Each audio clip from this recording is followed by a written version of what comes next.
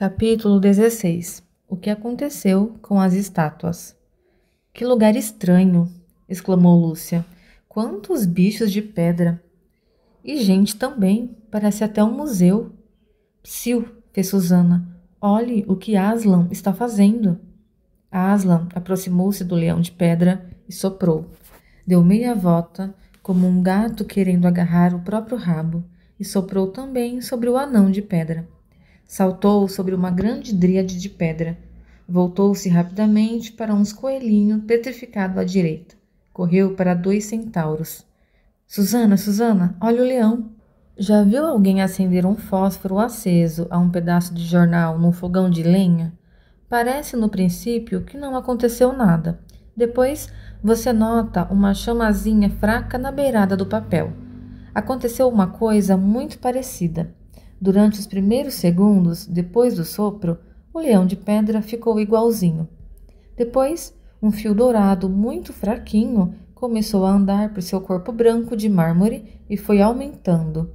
Daí a pouco, a cor lambia as costas do leão como o fogo lambe um pedaço de jornal. Por fim, enquanto as patas traseiras continuavam de pedra, o leão sacudiu a juba. E as pesadas ondulações marmóreas que o cobriam ficaram encrespadas, já transformadas em pelo. Escancarou então a grande boca vermelha, quente e viva, num impressionante bocejo. E já as patas traseiras voltaram à vida. Levantou uma e coçou-se. Vendo Aslan, correu para ele aos pulos de pura felicidade, lambendo o rosto do rei.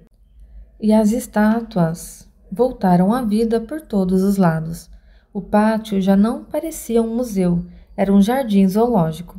Seres de todos os tamanhos, de todas as formas, corriam atrás de Aslan, dançando em torno dele. Desaparecera a brancura de morte.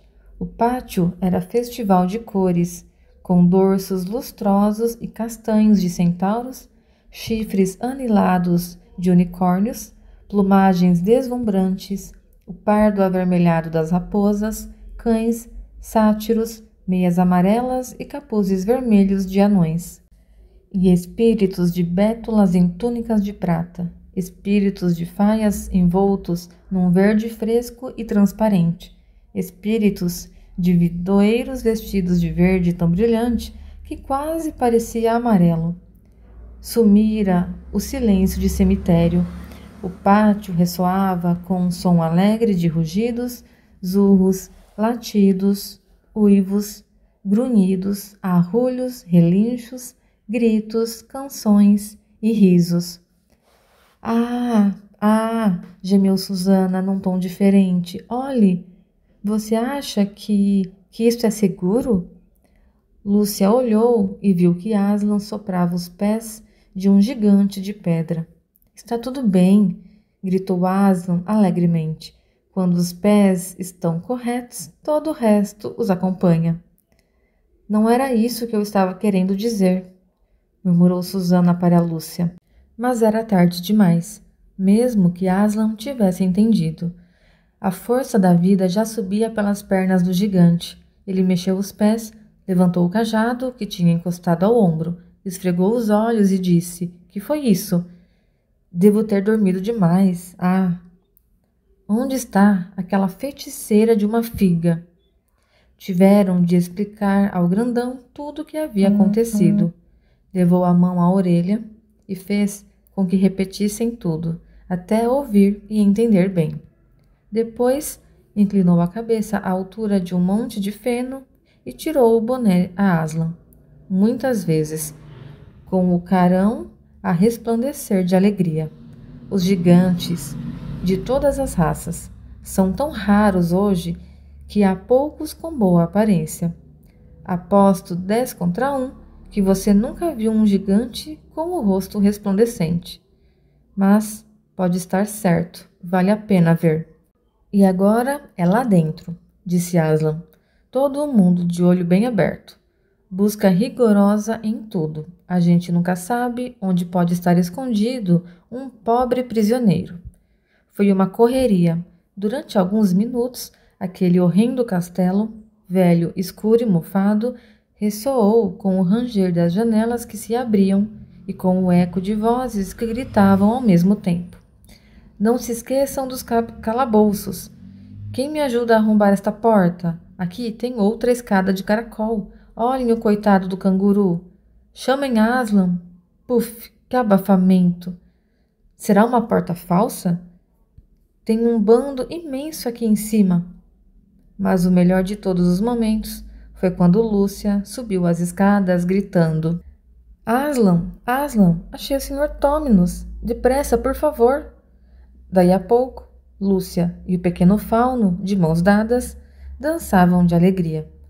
Apesar daquela temporada triste de estátua, ele era ainda o mesmo, muito interessado nas coisas que a menina tinha a contar.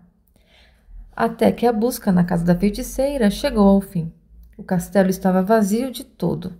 Pelas portas e janelas abertas entrava a luz, e o ar perfumado da primavera insinuava-se até nos cantos mais escuros e feios.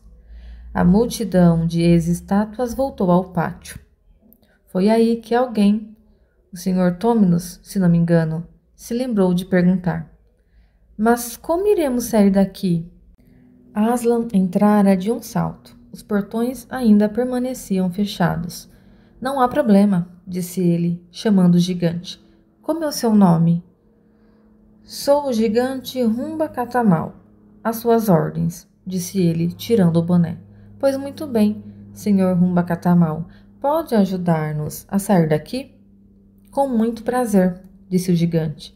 A miudagem, isto é, os pequeninos, que se afaste dos portões. Então, avançou para os portões e se ouviu o tan-tan-tan do cajadão. Os portões chiaram ao primeiro golpe, estalaram no segundo, estremeceram no terceiro. Depois, o gigante arremessou-se contra as torres ao lado dos portões. Apertou-as e sacudiu-as tanto durante alguns minutos que elas, junto com pedaços de muralhas, caíram estrondosamente. Era estranho estar naquele pátio de pedra e olhar pela abertura e ver a relva lá fora, as árvores balançadas pelo vento, os riachos cristalinos, as montanhas azuis e o céu. Macacos me mordam se não estou suando em bicas, disse o gigante, ventando como uma locomotiva das grandes. Falta de treino é isso. Alguma das mocinhas aqui presentes terá por acaso aquilo a que dão o nome de lenço? Eu tenho, gritou Lúcia, pondo-se nas pontas dos pés e levantando o lenço o mais que pôde. Obrigada, menininha, disse Rumba Catamal, inclinando-se para apanhá-lo. Lúcia levou um dos maiores sustos de sua vida ao sentir-se levantada do ar, como num elevador de obra, entre os 2 dedos do gigante. Já estava para tocar no rosto dele quando o gigante deu uma freada brusca e voltou a colocá-la no chão, com muito cuidado, murmurando: 1000 perdões, foi engano meu. Agarrei a menina, pensando que era o lenço. Não tem importância, disse Lúcia rindo. Aqui está o lenço. Desta vez, o gigante conseguiu apanhá-lo, mas o lenço era tão pequeno para ele como é para nós um chiclete. Quando a menina ouviu esfregando solenemente o lenço de um lado para outro, na carantonha vermelha, exclamou: Sinto muito, o lenço é tão pequenininho. Não vale quase nada, senhor Rumba Catamal. Pelo contrário, respondeu o gigante com delicadeza. Nunca vi um lenço tão distinto, tão jeitoso e tão, não tenho palavras. Mas que gigante simpático, disse Lúcia ao senhor Tóminos. Ah, simpático ele é, replicou o fauno. Os Catamaus sempre foram assim. Eram uma das famílias de gigantes mais estimadas em Nárnia. Nunca foram lá muito inteligentes, pelo menos nunca vi um, mas, sem dúvida alguma, uma das famílias mais antigas, com muita tradição, compreende? Aliás, se não fosse isso, a feiticeira não ia se dar ao trabalho de transformar um catamal em pedra. Aslan bateu as patas e pediu silêncio. A nossa tarefa do dia ainda não acabou. Se quisermos derrotar para sempre a feiticeira antes de anoitecer, teremos de encontrar já já o campo da batalha. E espero poder travá-la, senhor, falou o centauro maior. Evidente, concordou Aslan. Avante! Os que não podem acompanhar a marcha, crianças, anões e bichos menores, vão às costas dos outros. Leões, centauros, unicórnios, cavalos, gigantes e águias. Nós, os leões, vamos na vanguarda, e os que têm o faro apurado vão conosco, ajudando a localizar o campo de batalha. Depressa, todos a postos. Com grande alegria e bastante barulho, todos obedeceram. Mas quem estava inchado de contentamento era o outro leão, que corria de um lado para o outro, fingindo-se muito atarefado, só para ter a oportunidade de repetir a cada um que encontrava. Ouviu o que ele disse? Nós, os leões. Ele e eu. Nós, os leões.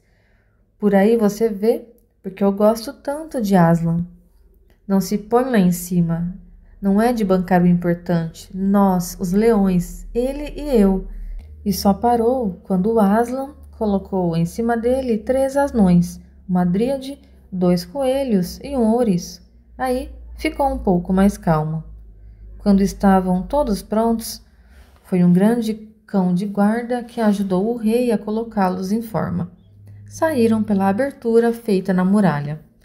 A princípio, os leões e os cães iam farejando em todas as direções, até que de repente um cão encontrou um rasto e soltou um latido. Não perderam mais tempo. Cães, leões, lobos e outros animais de guerra partiram a toda a velocidade, de nariz no chão, enquanto os outros, coitados, em fila quilométrica, iam seguindo como podiam. O barulho lembrava uma caça à raposa, só que era muito maior. Rugia o leão e, mais aterrador, rugia Aslan. A velocidade aumentava à medida que o rastro se acentuava.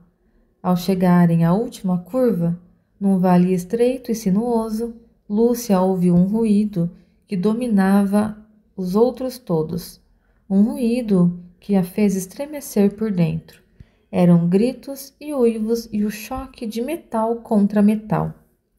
Ao saírem do vale, viu logo do que se tratava.